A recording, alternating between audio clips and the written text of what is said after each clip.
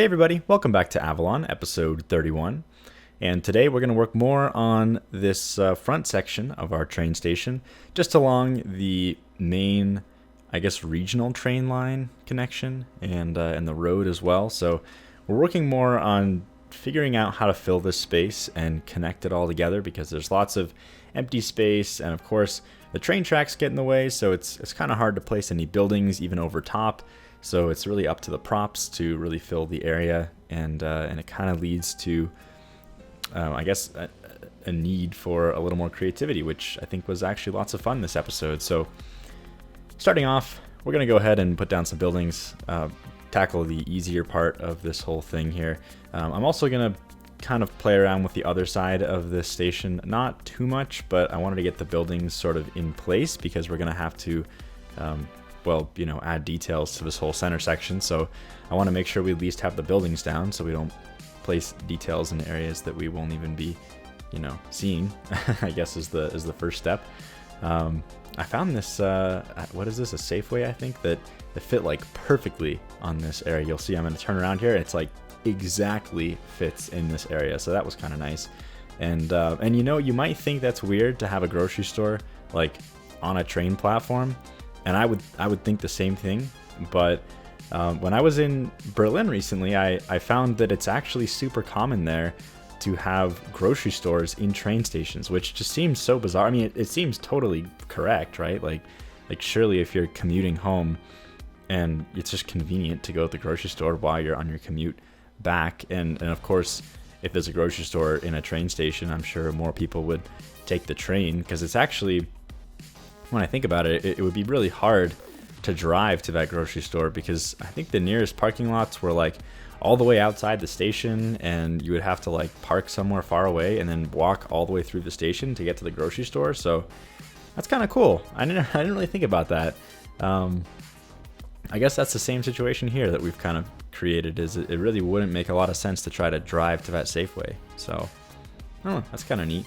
Anyway, so the next thing we're going to do here, that I don't know, I had this idea that we should probably have some ways to get to the upper walkway area that are visible to the player, because I don't know, I was imagining like in my head, okay, well, we'll just pretend that there's elevators inside the buildings, because I mean that's what we did, right? We literally have walkways that go into the buildings, and then they steeply drop down, and then that's how they connect to the ground. So that's really how the people are getting, I guess, to and from the upper walkway area. But I think it makes a lot more sense to at least have some visible elements that allow people to get to the upper walkway.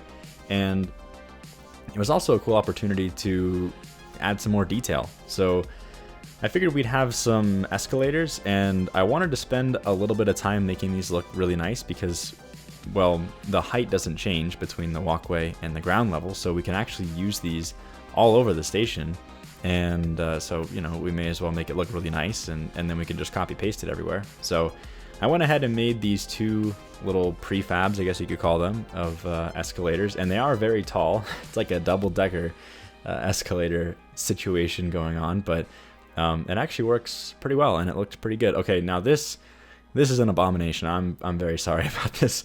What we needed to do is we needed to have a nice pillar to support the middle section, and the only thing that had the same texture as the escalators is the escalators. So I just used one of those, I think it's like a ground connector piece or something, and tweaked it a little bit, and then created a nice little support beam out of it. Now, the nice thing about creating that little gap there is we could fit a nice little escalator in here as well, because it looked kind of weird to have it anywhere else. Now, the one thing that I haven't solved yet is, you can see we still have this elevated walkway from last episode that takes you to the different platforms. I actually delete that, and you know what? Oh no, it's still here now. I'm deleting that at the end of this episode. I don't think I'm even gonna show me deleting it, but I just didn't like it very much. I think we can do better than that. And ideally what we could do is have it so that the escalators can take you back down onto the platforms. The problem with that is they're really like long, and they look kind of awkward if they're not up against a building or something, because they're just sort of like floating there. So I even tried off camera to connect them to this elevated section, and it just looked really weird. I don't know. So I'm kind of just like saving that for later. I don't really want to deal with it right now, but I'm sure we'll figure that out at some point. In the meantime, though, we're going to go ahead and actually make all of our different pedestrian walkways. And you can see that I'm leaving some space here in the middle of our big junction there, so we can actually add some various detail. I say that with a sigh because it really was a challenge. I think that it was a lot of fun, but this is going to be the bulk of the episode. You're going to see here once we add some different details and we actually get to it. I'm getting a bit ahead of myself, but I guess now is as good a time as any to actually talk about it. The challenge with creating any sort of density in the center of this walkway is that any of the buildings that you plop in this game, they create like they stretch like the bottom of the building down into the ground. I guess the purpose behind that is probably so that if you put a building on a steep slope, it's not just like floating, it extends the mesh all the way down until it's going into the ground. But of course, the bummer thing about that is if you elevate a building and then try to place it over top of something like, say, a train station, then you've got giant building meshes like clipping through all of your stuff. So we couldn't use a building here, but I really want a building here. So what I decided to do is I wanted to use this block as like the starting point, I guess, the base of our building, and I wanted to create our own like shopping building kind of thing. I guess it's like a complex entirely out of props and procedural objects. So I don't know. I think it actually turned out pretty nice, but it was certainly something strange that I think I certainly would not have been able to do even 5 or 6 episodes ago before I was using PO, because PO was kind of like the key element here. Also, those instant commercial props, you can see one sitting there right now on the left, those were totally a lifesaver because those really helped me actually make this look like a real building. But this little centerpiece here is going to be iterated on quite a bit throughout the next episode, and I think just probably the next episode, maybe the next 2 episodes, depending on what we do. But I want to continually add on to this and really get it to the final point. I'm kind of intertwining some different elements here because it really is like a center point. And so as we continue to build other parts of the station and we have pipes running in different directions, they kind of meet and cross at this point. So we'll be continually adding to this. But my base idea was, create a foundation, use the block to create an actual shape that looks kind of like a building. And then what I really wanted to have is lots of like tall, I don't know the word for this, I guess it's a tall structure, but it's kind of like steel girder type support system, I guess is a good word for that. I wanted to have like lots of supports and things up here, and then lots of advertising and neon signs. But the challenge is after I created this, you can see we're using PO to create these big, steel beams and stuff. I was so happy with how this like structure looked that I didn't want to hide it with a bunch of billboards. Like I thought it looked very cool as is. So, that's where I started kind of slowly adding things to it, and I didn't know if I wanted to go, all in and have a bunch of advertisements on top of that. And I think I'm going to leave that for, a future episode when I know for sure, okay, maybe now this area is more developed and I know like what we actually want to have in the centerpiece here. But I kind of like it being sort of open concept, like not having, too much blocked visibility so you can still see across the station, even though there is lots of billboards and other things that or not billboards, but like LED signs and things that aren't necessarily obstructing the view, I guess. So we'll come back to that in like a future episode. It's not really set in stone yet. But I guess the most challenging thing about this whole thing was actually making this look like a building. You can still see now, it looks kind of strange. Like it looks like a big concrete block with like, I guess, some buildings in it. And I think that even at the end of this episode, we were pretty close to making this feel like an actual building. But Maybe not quite there, and I think we'll get there in the next episode. But it was certainly not easy to make this look like an actual building. But it is a really cool effect nonetheless. Like, it's pretty awesome that we actually have this like floating commercial complex that actually has functioning things below it that aren't being clipped by a bunch of building meshes. So I was very happy that we were actually able to, at the very least, pull something off. And I would say this is certainly an example of one of those things I was talking about in a previous episode, where I was saying that I just had this idea and I thought, well, let's try it, even though it'll probably take a lot of work, and really having no idea if this would actually look good, or if we were going to be like, well, that was a horrible idea, and delete it. So I'm glad that it wasn't a horrible idea that we deleted, but it certainly was not. I was pretty unsure about it at this stage, I will definitely say.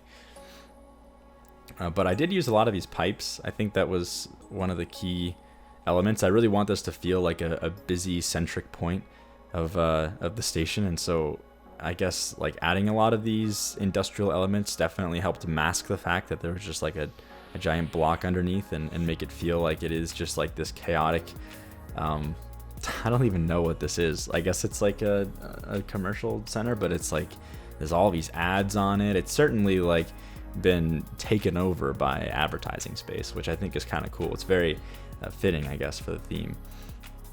And you can see we're really getting into the neon signs now, and this is where I really wanted to try my best to use only neon signs and things that wouldn't actually obstruct the view.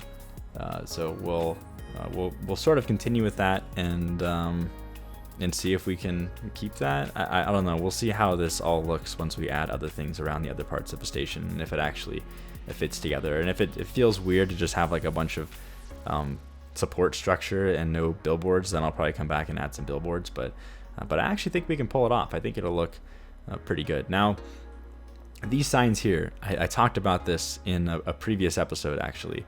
I really wanted the ability to scale them with PO, and unfortunately it seems like that's still not possible, so I had to place them all by hand. But I did a lot of experimenting. I was actually talking a bit in like the City Skylines Discord and trying to get some ideas for like how we could possibly do this, and it seems like the easiest way right now is to like actually go into the asset editor and then like manually scale it up and save it as a new local asset. And I was like, I don't really feel like doing that. Like, it's such a pain to reload Avalon. Like, the city takes like 25 minutes to load. Like, I'm not even joking. I leave the game running all the time because it's like I just don't feel like waiting 25 minutes for the game to load, every time I want to play the game. And so it's kind of a pain to reload the game. I definitely get like actually angry whenever I realize like, oh man, I forgot to download this one asset that I wanted, and then I gotta like quit the game, find it in the Steam Workshop, and then wait like 25 minutes for the whole game to load again. So yeah, so that's the main reason why I didn't want to do that. And maybe I'll get a chance when the game's closed to go in and like make some local assets, but I'm not really like, I don't know. At that point, I just found some different solutions and then called it a day. Now, you did see something kind of cool there earlier that I wish I would have talked about while it was happening, but I've been using specifically that one cracked decal to, like, I lowered it into the ground so it wasn't so dark, and then I put just the edge of it on the outsides of buildings. And so even though I already have ambient occlusion turned on and it looks pretty decent, you can really get some more of that like kind of grimy cornered effect. Like I think that one of the biggest problems with games like this that have lighting systems as they do that don't do like ambient reflective lighting is that when you have these little corners and areas where assets meet, it looks a little unnatural because there's just the same amount of light in the corner as there is in the main open part of the asset. So obviously ambient occlusion can fix that, but I've also found that just using props to dirty up the corners can really make everything feel a lot more grounded and real. So you'll see me do that quite a bit in the next episode as well, but I did that this time, and I think it actually does add quite a bit to the build. So anyway, that's it for today. I hope you guys enjoyed this episode. We'll come back next time, and I think that's when this area really comes to life. Like, this was the first steps, especially with that centerpiece there. I think that once we get some really good advertising in, we really start building that density and polishing off this area, you'll see how it all comes together. So look forward to that next Friday. But in the meantime, hope you guys enjoyed. And as always, thanks for watching, and I'll see you next time.